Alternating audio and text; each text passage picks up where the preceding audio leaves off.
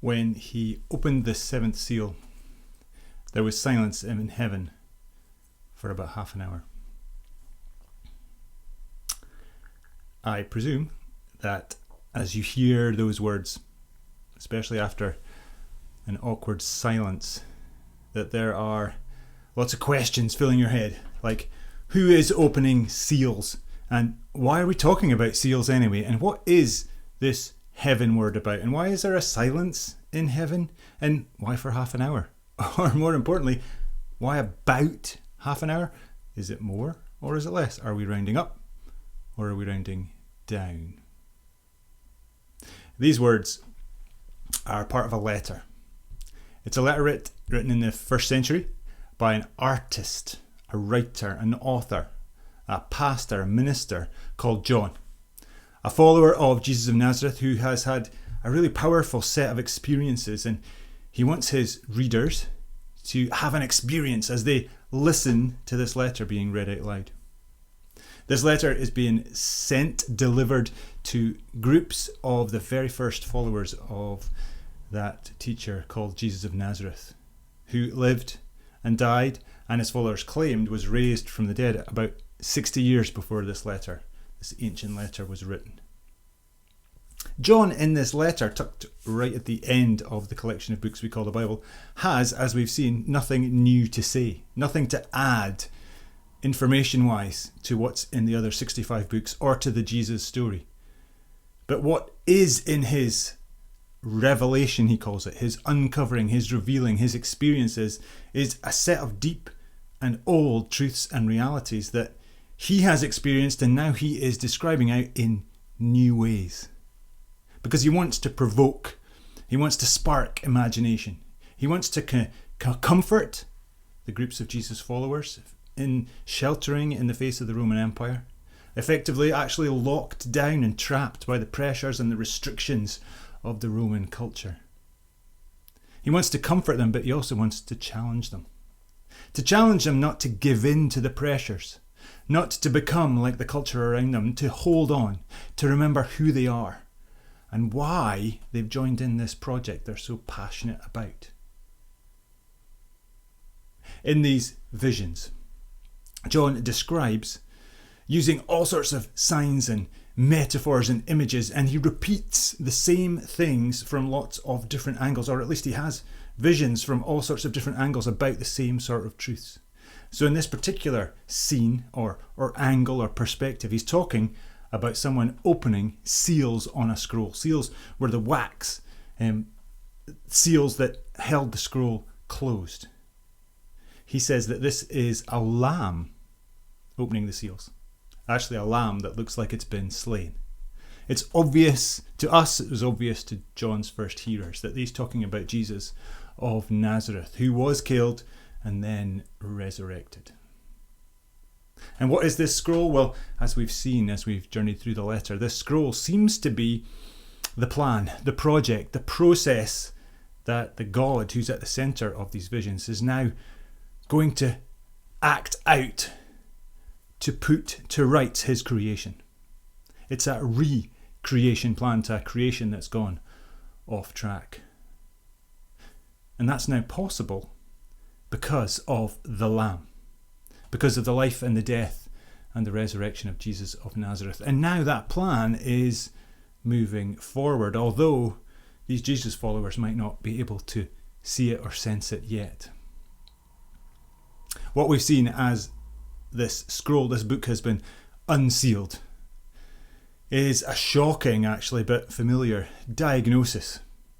A diagnosis of the human condition, of human history. So despite this being an ancient story, it's a story full of reality. A story that we experience and we've seen repeated throughout history. And it turns out, despite being ancient, is disturbingly relevant to the crisis, the chaos that we often find ourselves in today. The basics of this story is that there's a tendency for self-centeredness, for me culture, for empire-type forces to grow. These systems then try and sell the ideas of power, of money, of status, of looks, of consumption, and even war as the ways to happiness and peace.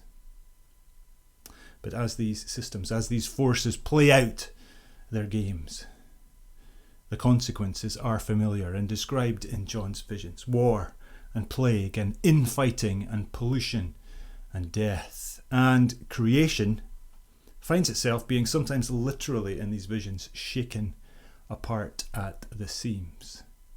A diagnosis we are familiar with today. But God's plan in these scriptures, God's plan for his creation is one of love and care and looking after each other and bringing the creation to its potential. And so that project moves forward, and then these forces push back.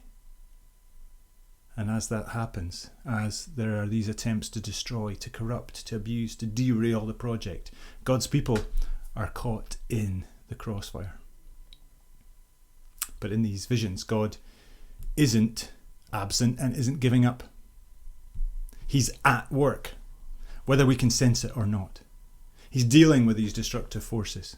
This project is moving and working towards a time when God's creation will be what it was made to be. And God's people will be what they were made to be, with him, celebrating, being the servants, the workers, the gardeners that they were made to be, as their God is with them and, as we saw last week, personally wipes away every tear. So now there is silence for about half an hour. How are you with silence? Do you feel comfortable or uncomfortable with silence? It's been suggested that a good sign of friendship is when people can be together for a period of time in silence and not feel the need to fill the silence. Are you the one who needs to break the silence? Are you someone who puts music on as soon as you enter the house? Do you turn on the radio as soon as you get in the car? Do you turn on the TV as soon as you get into the living room? In some of our worship times together, we try and have a couple of minutes of silence, often after the sermon. A chance to pause, to reflect, and actually to allow God to keep speaking. Most of our lives don't have much silence, if any. There is noise everywhere, and not just the sounds we hear, but visual noise, and beeps and alerts and alarms and signs and warnings from all sorts of different sources and devices. It's a little harder to have a significant silence online in the way that we meet now. But it's interesting how valuable moments of silence have been to many of us. What's going on in this silence in chapter 8? It seems to me that in the midst of all the noise and the activity and the visions about the problem and about the project moving forward, or even the images of the party, the feast when it's all complete, amongst all that, here is a deliberate pause, a silence, a space. And in that, the next thing John tells us about are angels. The word is used for messengers. Angels here with, it says trumpets, but the actual word in there is for a shofar, the ram's horn that was blown like a trumpet to call people to worship, but also to warn the people of threats to Jerusalem or to announce the start of a battle against enemy forces. A famous part of the Jewish story is when they were faced with a fortress city called Jericho that stood in their way. And in the end, the city walls were brought down, but not by a big battle, but instead by priests of God worshipping loudly, sounding these shofar horns. Knowing John, it's not just one thing, war or worship or warning, it's probably all and more as he jams things together for us. So in the silence, with angels with shofar, comes an angel with something called a golden censer. A censer is a big golden bowl that was used in the temple for Jewish worship. It was part of where incense was burned, a sweet smell that would go up to heaven. John describes here that incense is offered in this scene along with the prayers of God's people. Seems to me this is what the silence is all about. God creates a space, a silence, a pause to make it clear how valuable his people's prayers are. In these visions, this idea of God's people crying out comes again and again. And earlier, they were seen as crying out, how long? How long until God judges a group of people he calls earth dwellers? Now, John doesn't mean everyone on earth here. John has all sorts of different catchphrases and code words he uses, and one of them is the world, meaning the world in rebellion against God, and another is earth dwellers, the inhabitants of earth, meaning those parts of the creation that work actively against what God is all about.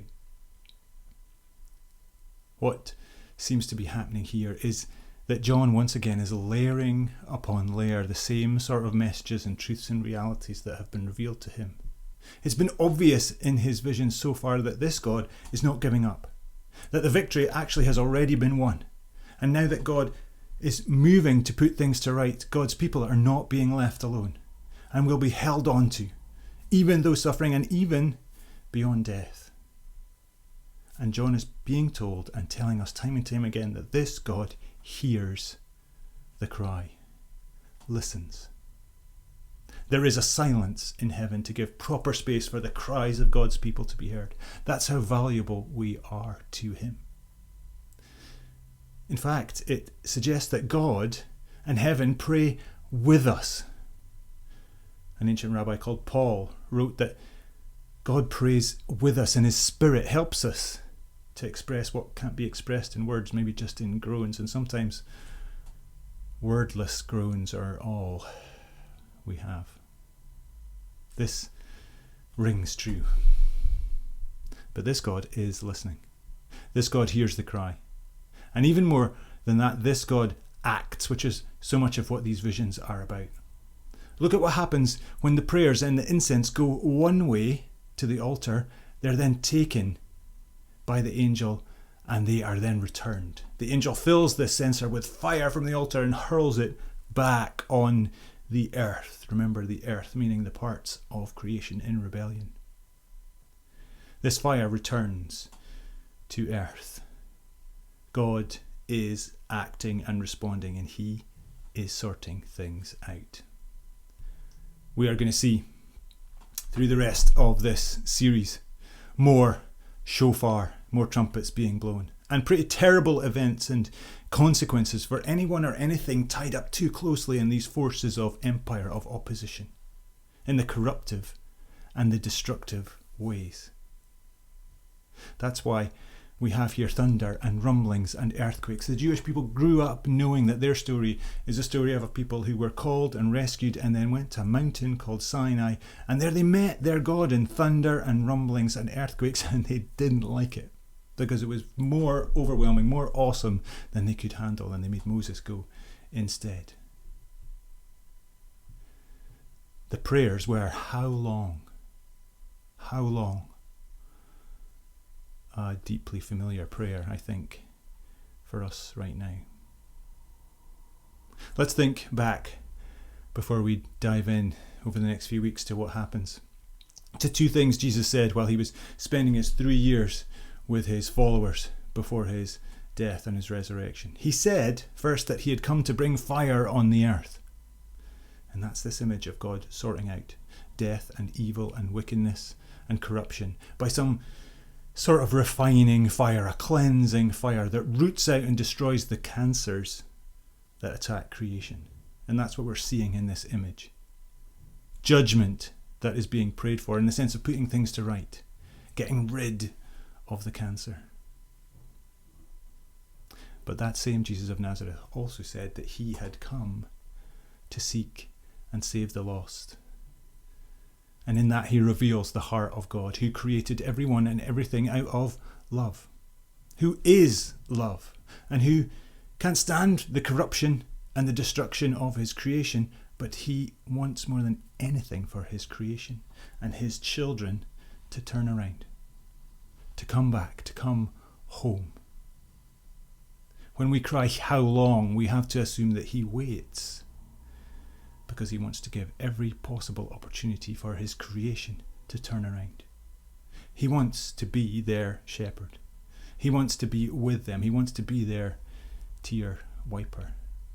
And so we have this weird and wild and wonderful and provocative message that is comfort to so many, but also is a deep warning and a cry to others as these trumpets break the silence.